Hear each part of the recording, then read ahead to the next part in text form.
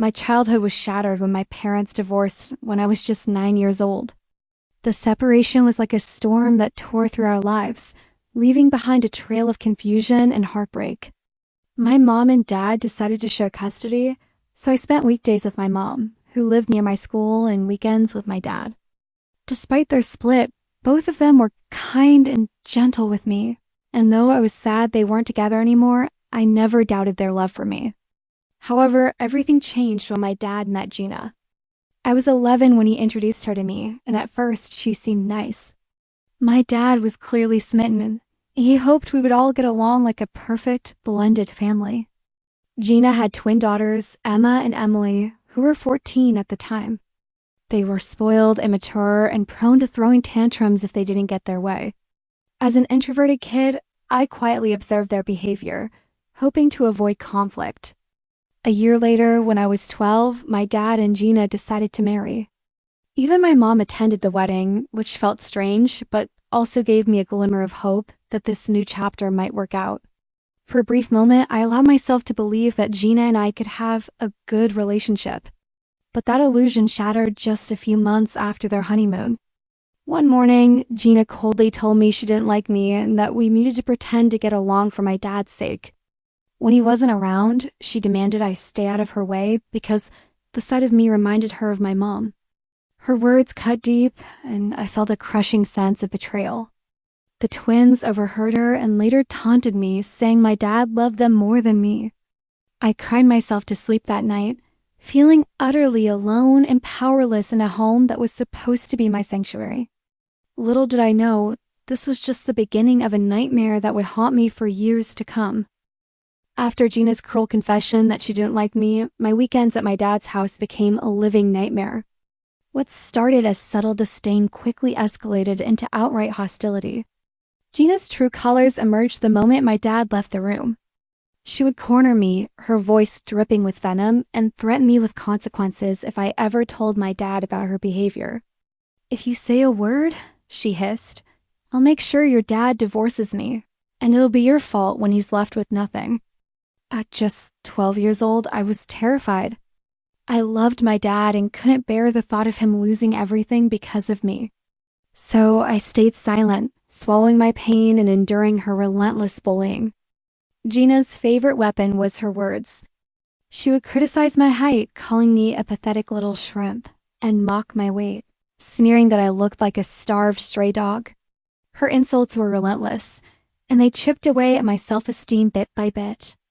The twins, Emma and Emily, were no better. They followed their mother's lead, calling me names like loser and freak, and laughing whenever Gina humiliated me. The worst part was the isolation. During family outings, Gina would use my dad's credit card to buy lavish meals for herself and the twins, while I was only allowed to order soup or dessert. I would sit there, hungry and humiliated, watching them enjoy their food while I fought back tears. When we returned home, Gina would force me to go to bed without dinner, claiming I didn't deserve to eat after my disrespectful behavior. I would lie in bed, my stomach growling, and cry myself to sleep, wondering why my dad never noticed what was happening.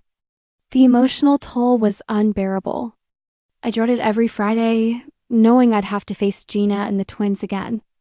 I started making excuses to avoid visiting my dad, claiming I had stomach aches or too much homework. My parents noticed my reluctance, and my dad would call, sounding hurt that I didn't want to see him. My mom, sensing something was wrong, would gently ask if everything was okay, but I couldn't bring myself to tell her. Gina's threats echoed in my mind, and I was too scared to risk her wrath.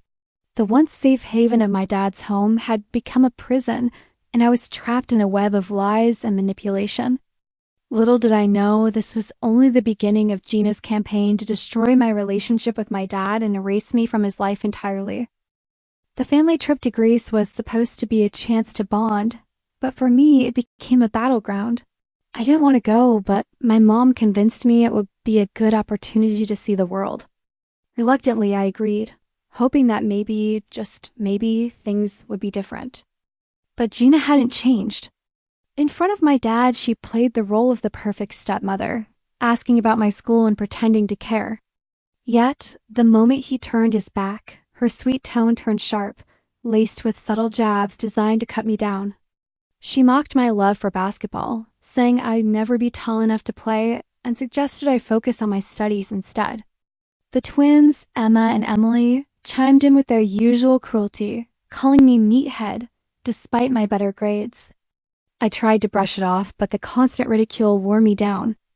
One afternoon while I was trying to relax by the pool, Gina and the twins started teasing me about my weight again.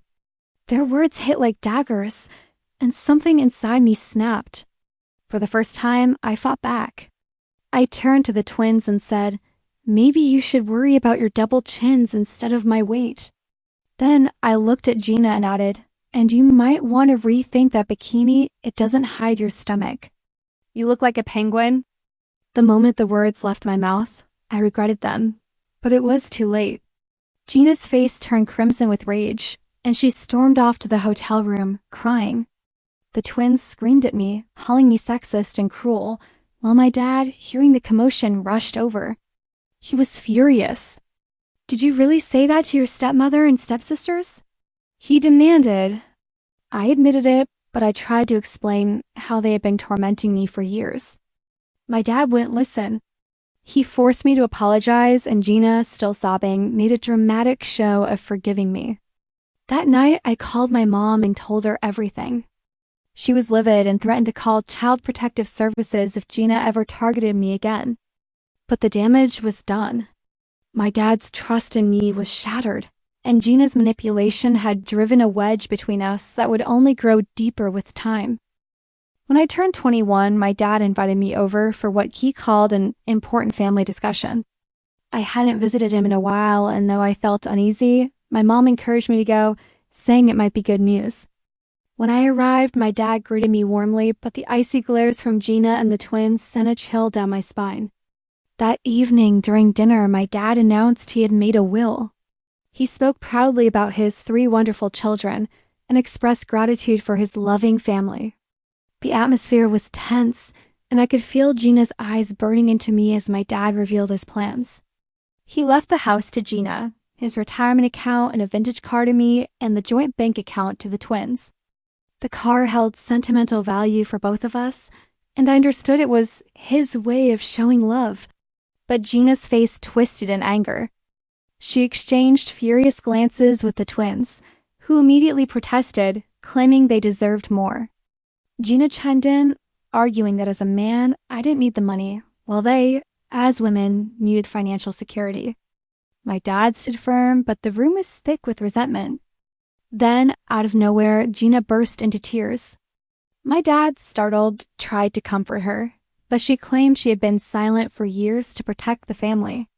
Through sobs, she spun a horrifying lie. She accused me of trying to force myself on her when I was younger. I was stunned, my mind racing as she elaborated on her fabricated story. She claimed I had stared at her inappropriately, tried to enter her room uninvited, and even attempted to assault her. The twins backed her up, screaming words like rapist and molester. I denied everything, yelling that Gina was lying, but my dad looked torn. Gina cried harder, playing the victim, and insisted she had silent to protect the family. My dad, visibly shaken, asked me to leave until the matter was resolved. I felt like the ground had been ripped out from under me. My own father, the man I loved and trusted, had chosen to believe Gina's vile lies over me. I packed my things and left, my heart shattered. I flew straight to my mom's house, where I broke down and told her everything. She was furious and wanted to confront Gina, but I begged her not to. I knew Gina was dangerous and capable of anything. My dad called my mom later, expressing his shame in me and declaring he wanted nothing to do with me. Gina had won. She had not only destroyed my relationship with my dad, but also tarnished my reputation. The betrayal cut deeper than anything I had ever experienced, and it left me questioning everything I thought I knew about family, trust, and love. After being forced to leave my dad's house, I returned to my mom's, feeling like a stranger in my own life. The weight of Gina's false accusations and my dad's betrayal crushed me. I couldn't eat, couldn't sleep, and spent hours staring at the wall, replaying the nightmare in my mind. My mom tried to comfort me, but the pain was too deep. I felt like I had lost not just my dad, but my sense of self. The once confident person I had been was now a shadow, consumed by anger, shame, and despair. Gina's lies had not only destroyed my relationship with my dad, but also left me terrified of being around women, fearing I would be falsely accused again. I withdrew from everyone, even my closest friends, and fell into a deep depression. There were nights when I thought about ending it all, but the thought of my mom kept me going. Meanwhile, Gina and the twins weren't done with me. They bombarded me with vile text messages, calling me a monster and warning me to stay away from my dad forever. The messages were relentless, filled with threats and insults that made my skin crawl. I changed my number, but they somehow found the new one and continued their harassment. Each notification felt like a punch to the gut, a reminder of the life I had lost and the family that had turned against me. My mom urged me to report them, but I was too broken to fight back. I just wanted it all to stop. The emotional toll was unbearable. I started therapy, but the sessions felt like scratching the surface of a wound that would never heal. My mom became my rock, staying by my side through every breakdown and sleepless night. She reminded me that I was loved, that I mattered, and that Gina's lies didn't define me. Slowly, with her support, I began to rebuild my life. I focused on work, reconnected with a few trusted friends, and even started dating again. But the scars remained. Gina's cruelty had left me wary of trust, and I struggled to let anyone get too close. Still, I was determined to move forward, to create a life where Gina and her lies had no power over me. It wasn't easy, but with my mom's unwavering love, I found the strength to keep going, one day at a time. 7 years after being cast out of my dad's life, I received a call from an unknown number. I almost didn't answer, thinking it was another spam call, but something made me pick up. To my shock, it was my dad. His voice sounded older, weaker, and laced with regret.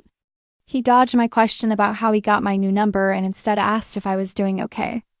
I remained silent, my heart pounding as memories of his betrayal flooded back. Then he broke down. Through tears, he begged for my forgiveness, admitting he had been wrong to believe Gina's lies. My curiosity got the better of me and I let him continue. He revealed that Gina had been cheating on him with his best friend for years. When he confronted her with proof, she didn't even try to deny it. Instead, she coldly admitted she had only married him for his money and despised being with him. But the most shocking revelation came next. Gina confessed that she had fabricated the accusations against me out of pure hatred and greed. She wanted to ensure I was cut out of the will so she and her daughters could take everything. My dad divorced her immediately, and thanks to her infidelity, she got nothing from the marriage. As he spoke, I felt a mix of emotions, anger, relief, and a deep, lingering pain. My dad said he had waited to reach out until the divorce was finalized, hoping to make amends and rebuild our relationship. But his words felt hollow. Where was he when I needed him most? Where was his support when Gina was tearing me apart? I told him bluntly that he was no father to me. A real father would have protected his child, not abandoned them at the first sign of trouble. I ended the call, telling him not to contact me again. In the days that followed, my dad and his side of the family bombarded me with calls and messages, pleading with me to forgive him. They said he had suffered enough and that I was being too harsh. But I stood my ground. The scars Gina left behind were too deep, and my dad's betrayal had shattered any trust I had in him. I had built a new life with the love of my mom and my partner, Mara, and I wasn't willing to let the past drag me down again. The truth had come too late, and some wounds never fully heal. Today, my life is a testament to resilience and the power of love. After years of pain and betrayal, I finally found peace. Mara, my partner, has been my anchor, bringing joy and stability into my life. Her unwavering support helped me heal from the wounds Gina and my dad inflicted. My mom, too, has been my rock, standing by me through every storm. Together, they've shown me what true family looks like: unconditional love, trust, and loyalty. I proposed to Mara recently, and she said yes. We're planning a future together, one filled with hope and happiness. My mom is thrilled, and we're even considering moving closer to her so she can be a bigger part of our lives. It's a fresh start, a chance to build something beautiful out of the ashes of my past. Therapy has also played a crucial role in my healing journey. With the help of a counselor, I've begun to unpack the trauma Gina caused and the betrayal I felt from my dad. It hasn't been easy. There are still days when the pain feels overwhelming, but I'm learning to let go of the anger and focus on the positive. I've blocked my dad and anyone from his side of the family who tried to guilt me into forgiving him. They don't understand the depth of the damage he caused, and I no longer feel the need to explain myself. My dad's loneliness now is a consequence of his choices, not mine. He had his chance to stand by me, and he failed. Looking back, I realize how far I've come. The scared, broken teenager who cried herself to sleep is gone.